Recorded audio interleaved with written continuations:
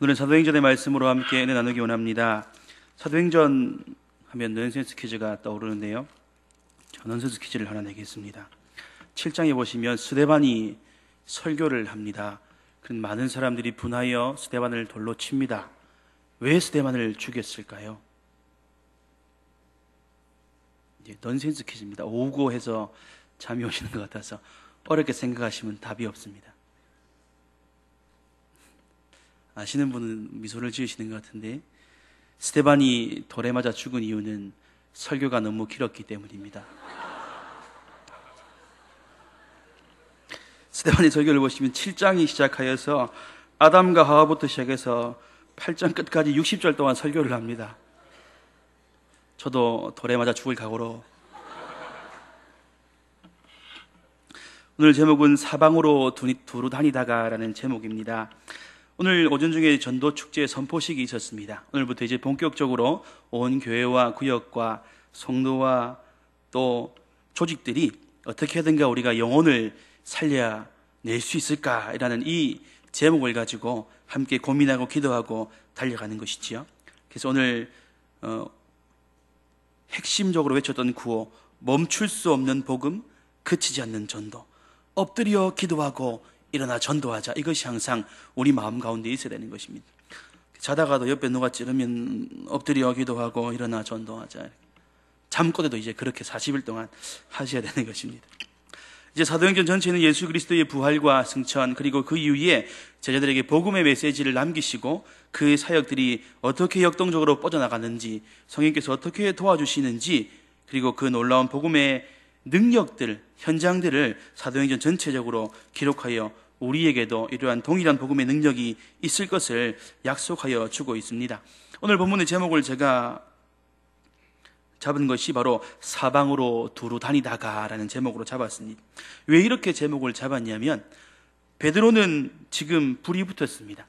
그리고 걸림돌이던 사울 역시 회개하여 그들과 함께 들어왔고, 이제 어떻게든가 복음을 위하여 함께 협력하여 하나님의 나라가 확장되는 것, 많은 죽어간 영혼들이 복음을 듣기만 하면 된다라는 그 사명을 가지고 베드로가 두루 사방을 돌아다니고 있는 것입니다. 뭐하러 돌아다니겠습니까? 어디 맛있는 집 없더나, 어디 먹을 거 없더나, 가을인데 단풍놀이 가자, 이거 아닙니다.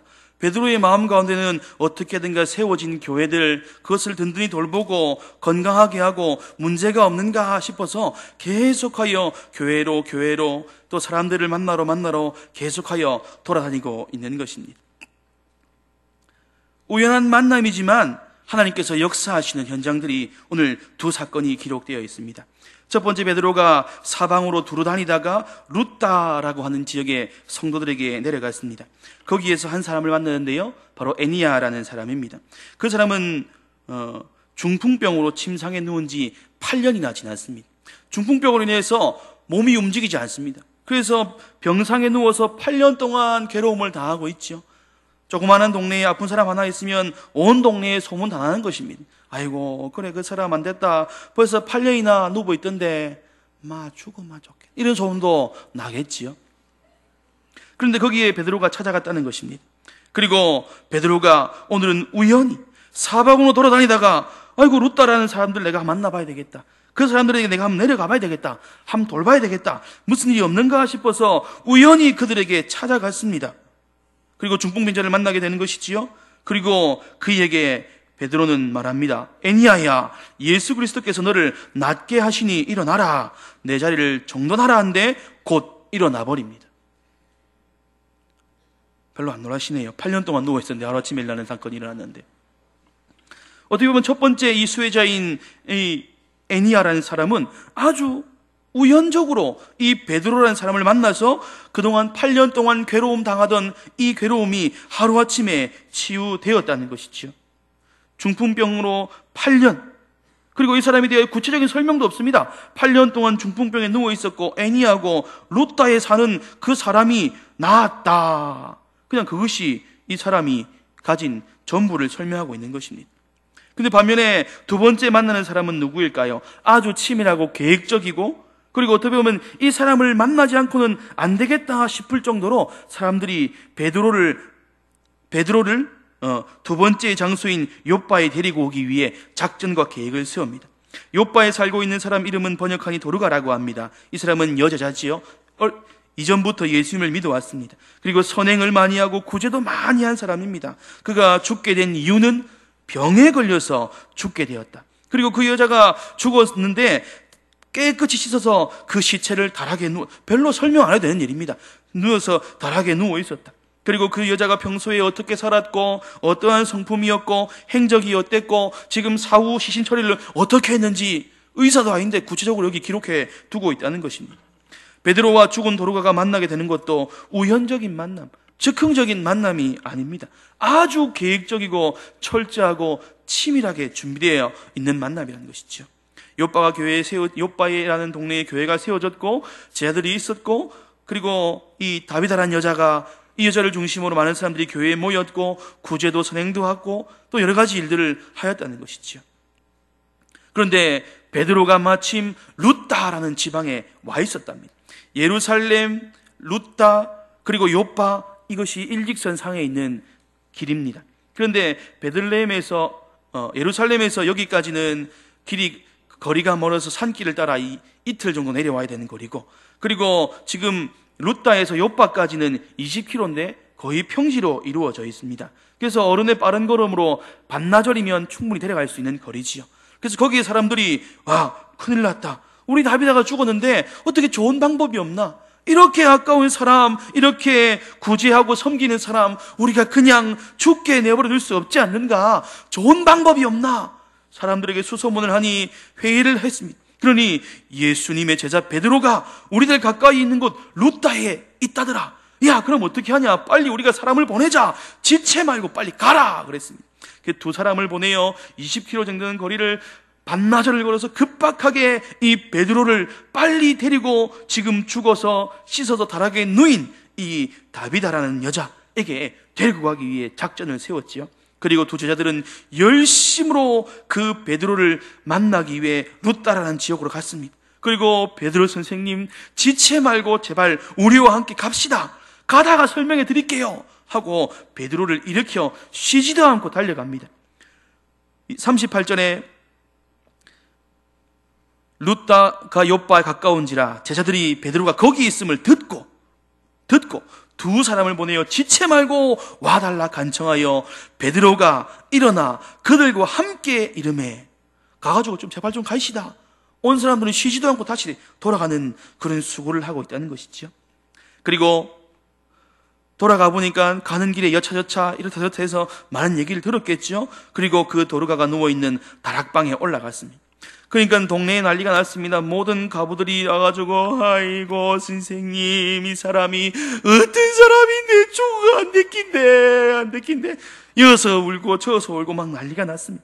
그리고 그가 평소에 어떠한 일들을 했는지 겉옷과 속옷, 여기서 말하는 속옷은 우리가 입는 속옷이 아니라 이스라엘 전통적으로 통으로 지은 옷들, 그 얼마나 정성을 들여 옷을 만들고 겉옷을 지었는지, 이것은 언제 만들어기고 저건 언제 만들어기고 막 얘기를 합니다. 그래서 베드로가 이제 정신이 없지요. 아이고, 이 사람 너무 많은 정보가 그에게 들어왔어요. 이 다비다라는 여자에 대해서는 너무 상세히 구체적으로 이렇게 설명하고 있다는 것입니다. 그리고 한 사람은 간단하게 애니아는 중풍병 8년 루다에 살았는데 고쳤어요. 끝. 또 한 사람은 다비다라는 여자가 살았는데 그 여자는 구제를 잘하고 예수님의 제자고 어디에 살았고 씻어도 계속하여 아주 상세하게 기록되고 있다는 것이죠. 기록되지 않아도 될 것까지도. 그런데 우리가 이것을 통해 무엇을 느낄 수 있습니까? 이것은 우리가 만나야 될 바로 복음의 대상자들, 전도의 대상자들을 두고 어떻게 보면 하나님께서 우리에게 말씀하시는 것입니다. 어떨 때는 우리가 아무렇지도 않게 나아가서 만나야 될 사람, 저 사람에게 복음을 한번 전해볼까? 아니면 내가 어떤 때는 굉장히 잘 알고 관계도 잘 알고 그 집에 숟가락이 몇 개인지도 잘 아는 그런 사람, 직업, 나이, 이름, 뭐 좋아하고 뭐 싫어하고 어디서 살고 그런 것까지 아주 세밀하게 알고 있는 그 사람, 그런 사람들 역시 우리로 하여금 이 사람이든 그 사람이든 우리로 하여금 베드로의 마음을 가지고 두루 다니다가 전도할 사람을 찾으라라는 그 메시지가 오늘 우리에게 주시는 첫 번째 메시지입니다. 사람은 찾고자 하는 것을 분명히 찾습니다. 저는 어렸을 때부터 너무 자전거가 타고 싶었습니다. 눈만 뜨면 아버지 자전거 한 대만 사줘 있어. 아버지 한 대만 사줘. 학교가 가깝다. 파도 가깝다. 자전거가 네가 무시 필요하노? 사주기 싫어서 그랬겠지. 아버지 자전거 사줘 있어. 우리 아버지가 아무래도 안 사줄 것 같아요. 그래서 작전을 바꿨습니다. 어느 날 학교를 가다가 보니까 강가에 자전거가 처박혀 있는 거래요. 내 눈에 자전거 노래를 불어서 하니까 자전거만 보이는 겁니다. 이제 강가에 자전거가 꽉 처박혀 있어요. 저기 자전거가 있네. 근데 저거는 못 탈 것 같은데. 그 학교 가서도 맨날 그 생각합니다. 자전거 강에 처박힌 자전거 저 어떻게 하면 탈 수 있을까? 어떻게 하면 탈 수 있을까? 그 생각만 계속 하는 거예요. 그래 가가지고 집에 가가지고 돌에다가 줄을 묶어갖고 강에 던져가지고 갈고리 끄집냈어요. 그게 가만히 보이 이거는 부품이 몇 개 또 없고 낡아가지고 그래갖고 이거 어떻게 고칠 수 없을까? 그때부터 또 강에 자전거 빠진 거 없는가 그만 보고 다니는 겁니다. 자전거 빠진 거 없는가? 너무 집에 혹시 버린 바퀴라도 없는가? 그래가지고 제가 온 동네를 찾아다니다가 오늘 베드로처럼 사방을 두루 다니다가 자전거 3대를 쫓아 모아왔습니다. 그래갖고 그때부터 제가 자전거를 만드는 거예요. 이 바퀴가 멀쩡한 거 풀어가지고 바퀴 빼놓고, 핸들이 멀쩡한 거 풀어갖고 핸들 빼놓고, 안장이 멀쩡한 거 풀어갖고 안장 빼놓고, 그래 어째 조립을 해갖고 자전거 같지 자전거 한 대 만들었어요. 그래갖고 그걸 타고 다니는데 문제는 바퀴가 하나같이 다 없었어요. 고무바퀴가 없네. 그러니까 걸러가면 바닥이 그대로 따다닥 느껴지는 거지. 그 커브를 못 듭니다. 직각으로 탁 틀어야지 이렇게 갈 수 있는 자전거. 그래서 오늘 이 본문을 통해 우리가 무엇을 찾고자 하는가, 우리 가운데 무슨 마음을 두고 그것을 찾기 위해 찾아다니는 사람은 분명히 그것을 찾는다는 것이지요. 베드로는 오늘 사방을 두루다니다가 어디 내가 필요한 곳이 없을까? 복음을 듣지 못한 사람이 없을까? 혹시 여기 예수 그리스도의 이름을 필요로 하는 사람이 없을까? 그는 그것을 두고 이 루따라는 곳, 루따가 가까운 거리가 아닙니다. 이틀이나 걸어가야 되는 거리예요. 근데 루따로 가야지가 아니라 사방을 돌아다니면서 필요로 하는 곳 없는가? 누가 예수의 복음을 들을 사람이 없는가? 찾다가 내려간 곳이 바로 루따라는 곳입니다. 여러분들, 하나님께서 우리에게 무슨 마음을 가지고 이제 이 세상을 보기 원하실까요? 어디 돈 떨어진 거 없나? 어제 뭐 공짜로 주는 거 없나? 이것이 아니라 우리로 하여금 어디 예수 그리스도의 복음을 들을 자가 없는가? 그런 마음을 가지고 우리로 하여금 사방으로 두루 다니게 하실 때에 우리에게 우연히 만나는 사람, 그리고 치밀하게 계획되어 있고 내가 잘 알고 이 사람은 내가 평소에 기도해온 그런 사람 역시 하나님께서 우리에게 붙여주실 때에 우리는 그들에게 복음을 전하고 그들로 하여금 많은 사람들이 구원을 얻는 역사를 일어나게 하신다는 것입니다. 그런데 오늘 이 두 사람의 특징이 있는데요, 바로 어려운 환경 가운데 있다는 것입니다. 어려운 환경 가운데 예수님이 이런 방법을 쓰셨습니다. 예수님께서는 자 보자, 어떤 사람을 전도하면 한 방에 100명 1000명이 건너 들어올까? 예수님은 이런 고민 전혀 안 하셨습니다. 어디 상한 사람 없나? 어디 슬픔을 당한 자 없나? 어디 병 걸린 자 없나? 어디 눈물 흘리고 애통하는 사람 없는가? 어디 고아가 없나? 어디 과부가 없나? 예수님은 그것을 찾아다니셨어요. 베드로가 그 작전을 그대로 이어받았습니다. 그래서 그가 갔을 때에 베드로의 목적은 애니야를 고치는 것, 그것으로 끝나는 것이 아니었습니다. 그가 명령함으로 말미암아 예수 이름을 부르고 기도함으로 말미암아 그의 중풍병이 나았을 때 그 중풍병을 통한 하나님의 이름이 전파되는 것을 그는 마음에 두고 염두하고 있었다는 것이죠. 그리고 이 다비다라는 여자, 번역하면 도르가라는 이 여자가 죽음 가운데 눈을 떴을 때에 과연 예수 그리스도의 이름이 얼마나 이 지역 가운데 전파되고 그가 생명을 주관하시는 분이다라는 것이 이곳 가운데 퍼져나갈 것을 그는 생각하고 있다는 것이죠. 그래서 그가 찾는 사람은, 물론 우리가 대상을 가려야 되지 말아야 되겠죠. 그가 찾는 사람은 갈급한 사람, 연약한 사람, 아픔 중에 있는 그런 자들을 찾아다니어 그들로 하여금, 연약으로 하여금 예수 이름이 드러나게 했다는 것입니다. 저희가 매주 화요일이 되면 전도를 하러 나갑니다. 그런데 LG 아파트에 가서 한 사람을 만났어요. 저는 오늘 이 얘기를 꼭 해드리고 싶었습니다.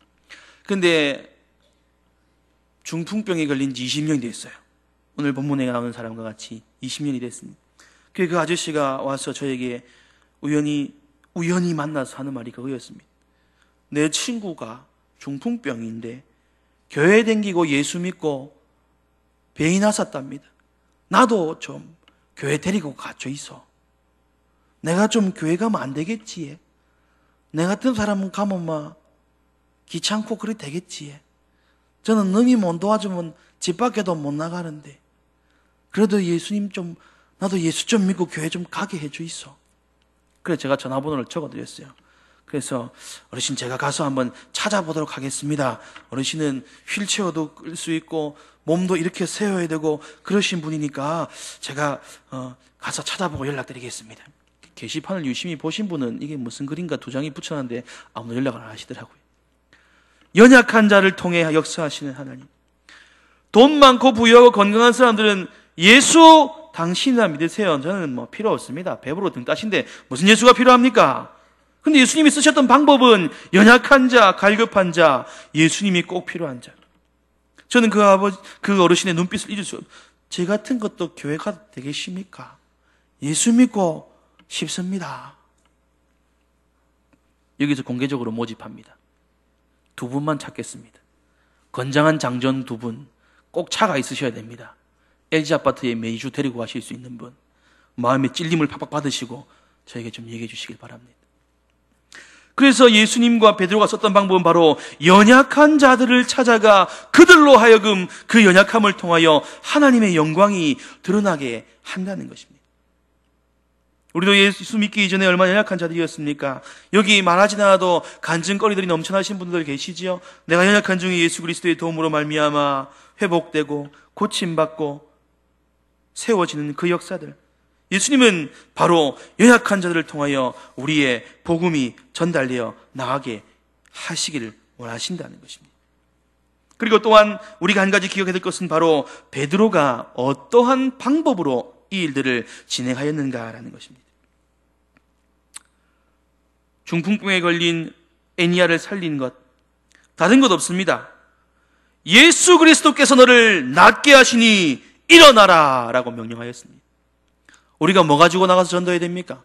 물티슈도 좋습니다. 뻥튀기도 좋고요. 그런데 우리가 분명하게 전달해야 될 것은 바로 예수 그리스도의 이름이라는 것입니다.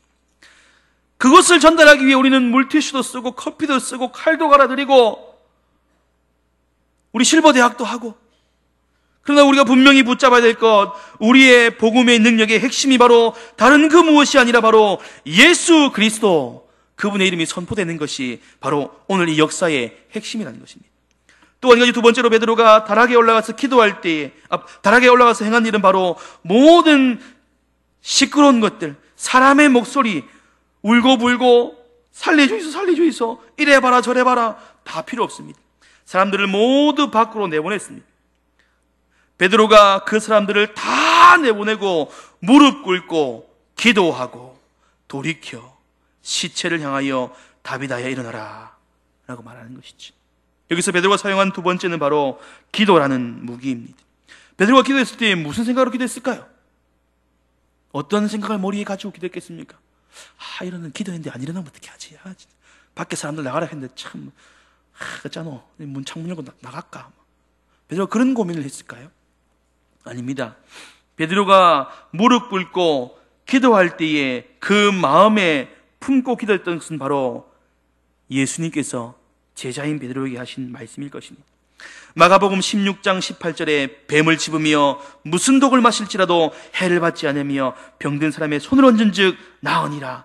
예수님 낫는다고 하셨죠. 제가 그 말씀을 기억하고 이 죽어있는 생명을 다한 이 다비다에게 제가 기도하고 명령할 것입니다. 그 약속의 말씀 제발 이루어 주십시오. 또 마지막 명령을 그 머릿속에 떠올렸을 것입니다. 마태복음 28장 10절에 내가 너희에게 분부한 모든 것을 가르쳐 지키게 하라. 볼지어다 내가 세상 끝날까지 너희와 항상 함께 있으리라. 이 말씀 저는 묻습니다. 하나님, 예수님 저와 함께 하신다고 하셨죠? 그 기도, 약속을 붙드는 기도의 말씀으로 말미암아 이 베드로는 두 번의 역사를 일으켰다는 것입니다. 우리가 붙잡아야 될 것은 바로 이 두 가지의 핵심입니다. 예수 그리스도의 이름, 그리고 그 이름과 그 약속으로 말미암은 기도가 우리가 나아가여 전도할 때에 우리의 힘과 역사를 이뤄내는 원동력인 걸 저는 믿고 고백합니다. 우리가 또 한 가지 생각해 볼 것은 바로 그 결과들입니다. 오늘 베드로가 첫 번째 애니아라는 사람의 중풍병을 낫게 했을 때에 루따라는 지방과 사론이라는 그 지방, 35절에 기록되어 있습니다. 루따와 사론에 사는 사람들이 다 그를 보고 죽게 돌아오니라. 얼마인지는 모르겠습니다. 근데 루따라는 그 지역의 사람, 그리고 그 근방인 사론이라는 지역의 사람들, 8년 동안 애니아가 중풍병에 걸려 누워 있었을 때에 아이고 이제 막 가족 귀찮게 하지 말고 죽었어 마 이러던 사람들이 다 뭐라고? 애니아가 낫았다고? 그런 일이 어디 있노? 이야, 예수 그 이름의 능력이 대단하구나, 우리도 예수님 믿자 라고 돌이키고 돌아왔다는 것이죠. 또 이 죽은 사람 욥바에 있는 다비다라는 이 여자, 생각해보시고 어떻게 보면 중풍병에 걸린 거는 조금 쉽게 고칠 수도 있어요, 맞죠? 그런데 죽은 사람이 일어나는 건 더 놀라운 일 아닙니까? 근데 조금 시원찮아요, 앞에 있는 것보다. 베드로가 손을 내밀어 일으키고 성도들과 가부들을 불러 드려 그가 살아난 것을 보이니 온 욥바 사람이 알고, 저는 그 사람들이 다 주를 믿더라 이럴 줄 알았는데 온 욥바 사람들이 알고 많은 사람들이 주를 믿더라. 이게 왜 싱겁지? 조금 싱겁지 않습니까? 중풍병 걸린 사람들이 났으니까 온 동네 사람들이 죽게 돌아왔는데, 죽은 사람이 살아났는데 많은 사람들이 알고, 온 사람들이 알기는 하는데 그냥 뭐 많은 사람들이 주를 믿더라. 조금 시원찮게 끝날 수도 있습니다. 이것이 우리에게 무엇을 말할까요? 바로 결과는 하나님께 있다는 것입니다. 우리가 기대를 하고 이 사람은 꼭 전도될 거야, 이 사람은 이번에 꼭 돌아올 거야, 내가 이 사람을 위해 내가 얼마나 그동안 밥도 사주고 기도도 하고 예수의 이름으로 외치고 그랬는데 그럼 이 사람은 꼭 돌아와야지. 그렇지 않을 수도 있다는 것이죠. 결과는 하나님께 맡기라는 것입니다. 우리는 아무리 많이 노력을 하고 공을 들이고 이건 당연할 것이라고 생각되겠지만 거기에 낭망하지 마십시오. 이 일들을 인행하시는 분, 이 사람들을 돌이키게 하시는 분, 때로는 모든 사람들, 때로는 많은 사람들이 예수께로 돌아오게 하시는, 궁극적으로 이 모든 일들을 진행하시고 사람들을 주께로 돌이키게 하시는 분은 바로 능력을 행하시는 분은 하나님이시라는 것입니다. 내가 기도를 안 들어도 되겠지? 내가 생각한 대로 되겠지? 오직 그 결과는 나의 어떠한 노력의 끝이 아니라 하나님께서 진행하신다는 것입니다. 우리는 이것을 믿고 오늘도 예수의 이름으로, 능력으로, 그리고 기도함으로, 그리고 그 결과는 하나님께 맡기며 그분의 뜻을 바라보고 오늘도 쉬지 않고 복음을 전하시는 사랑하는 대한교회 성도님들 다 되시기를 바랍니다. 여기서 끝나는 것 같아요, 맞죠? 잘했어, 좋았어, 끝나는 것 같아요. 전 돌을 맞을 각오를 했기 때문에. 그런데 오늘 읽은 31절을 보십시오. 그리하여 온 유대와 함께 한번 읽어보겠습니다. 9장 31절 시작.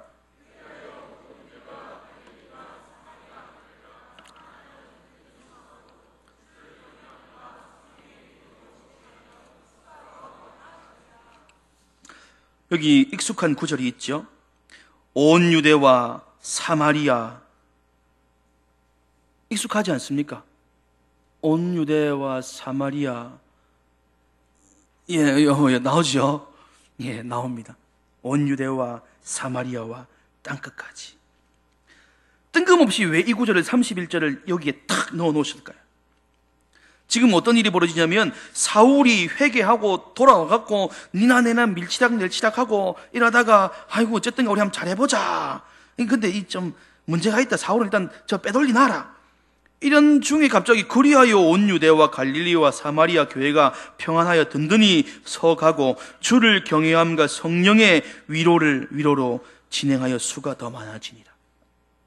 한 가지 딱 빠졌어요. 온 유대와 사마리아와 땅끝이 빠졌죠. 오늘 지금 베드로는 최종적으로 지금 어디에 와 있습니까? 욥바에 와 있습니다. 근데 그는 어디 사람일까요? 어디 사람일까요? 베드로는 어부지요? 갈릴리 사람입니다. 그리고 그의 고향은 가버나움이에요. 그런데 그가 어디서 지금 가버나움에 있다가 부르심을 받았어요. 베드로야, 나를 따라가자. 사람을 낚는 어부가 되게 하겠다. 그러자 베드로가 배와 그물을 버려두고 예수님을 따라갑니다. 그리고 예수님을 따라 온데 싸돌아다니다가 지금 예루살렘에서 구장의 중반절을 맞이했습니다. 그리고 예수님께서는 하나님께서는 그를 어디로 인도하시느냐? 룻다로 인도하세요. 그리고 그 다음 어디로 인도하시느냐? 욥바로 인도하십니다. 욥바 가운데 욥바의 오늘 읽으신 마지막 구절 43절에 베드로가 욥바에 여러 날 있어 시몬이라 하는 무두장이의 집에 머무니라. 무언가 연결되는 것 같지 않습니까? 예수님 분명 사도행전 1장 8절을 통하여서 예루살렘과 온 유대와 사마리아와 땅끝까지 이르러 내 증인이 되리라 말씀하셨어요. 그리고 오늘 31절에는 일부러인지는 모르겠지만 땅끝을 빼고 다 나와 있어요. 예루살렘, 사마리아, 온 유대.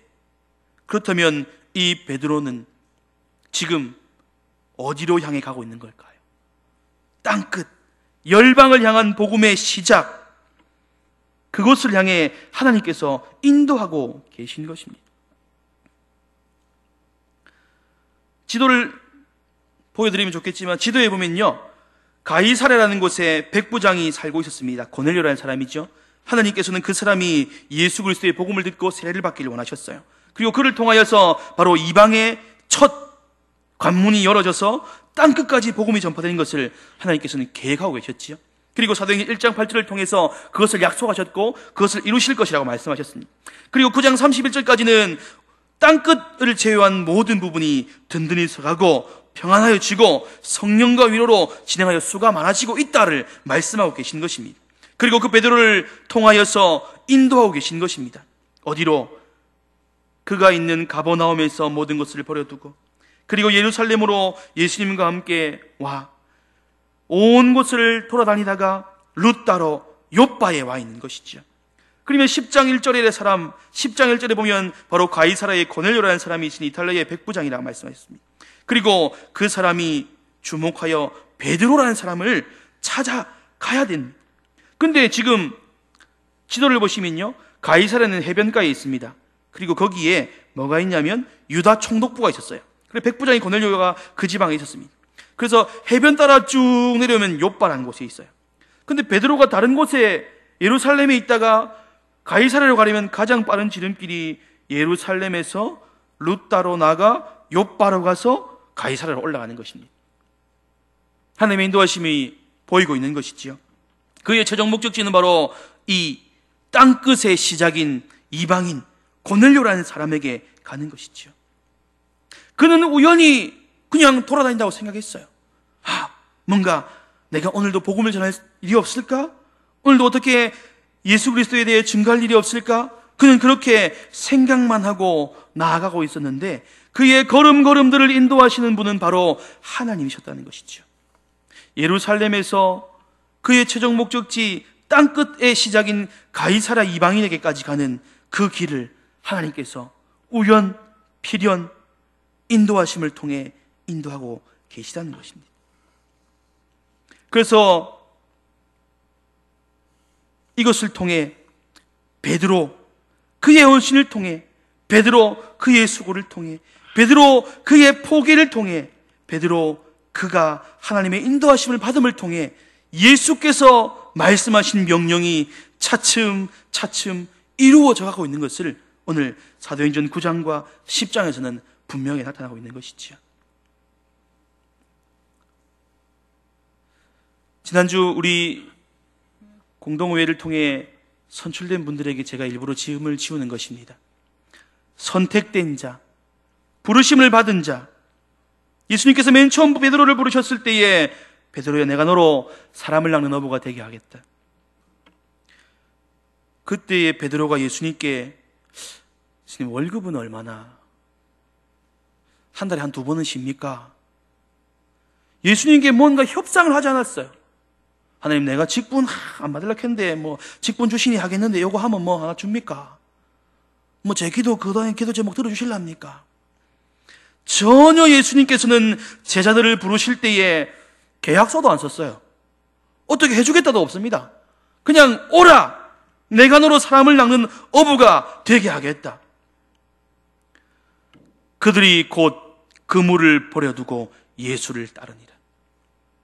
그리고 그는 고향 말리, 고향을 버려두고 온 복음을 전하기 위해, 예수님께서 나를 부르신 목적을 성취하기 위해 부르신 대로, 인도하신 대로, 가라 하신 대로 그는 오늘도 걸어가고 있는 것입니다.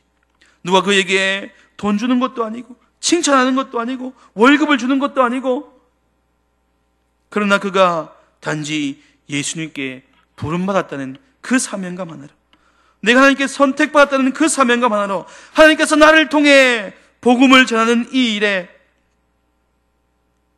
예루살렘과 온 유대와 사마리아와 땅끝이라도 주가 보내시는 그곳으로 가겠다는 그 결심으로 말미암아 베드로는 오늘도 묵묵히 하나님이 인도하시는 그 걸음을 따라가고 있는 것입니다. 그는 목적지를 알지 못했습니다. 오늘도 우리가 성경을 읽고 지나가서야지, 하나님께서 이 베드로를 이렇게 인도하셔서 가이사랴의 고넬료라는 이 사람, 그리고 고넬료와 친척들과 가까운 모든 친구들이 모인 그곳 가운데 복음을 전하게 하기 위해서 이렇게 인도하셨구나를 깨달을 수 있는 것입니다. 우리도 하나님께서 어디로 인도하시는지 모릅니다. 내 같은 사람을 왜 강도사로 부르셨을까? 내 같은 사람을 왜 집사로, 왜 권사로, 왜 장로로 부르셨을까? 우리는 그 목적지를 알지 못합니다. 그러나 우리가 알 수 있는 것은 하나님께서는 신실하시게 나를 통하여 주의 도구로 사용하신다는 것입니다. 전도는 내가 하는 것이 아닙니다. 하나님이 하십니다. 전도는, 역사는 내가 일으키는 것이 아닙니다. 예수의 이름과 그 능력이 이 모든 것의 핵심이라는 것이죠. 이 모든 일들을 하나님께서 하십니다. 우리는 단지 하나님께서 우리를 들어 쓰시는 도구에 불과하다는 것이죠. 사랑하는 성도님들, 이제 우리가 40일 동안 기도하는 일에, 전도하는 일에, 또 헌신하는 일에 여러분들을 부를 것입니다. 그때 우리는 주님, 내가 주의 도구로 아낌없이 쓰여지기 원합니다. 나를 통하여 주의 나라와 영광 위에 써주시옵소서라고 아낌없이 우리를 드려 주의 영광만을 드러내시는 사랑하는 성도님들 다 되시기를 바랍니다.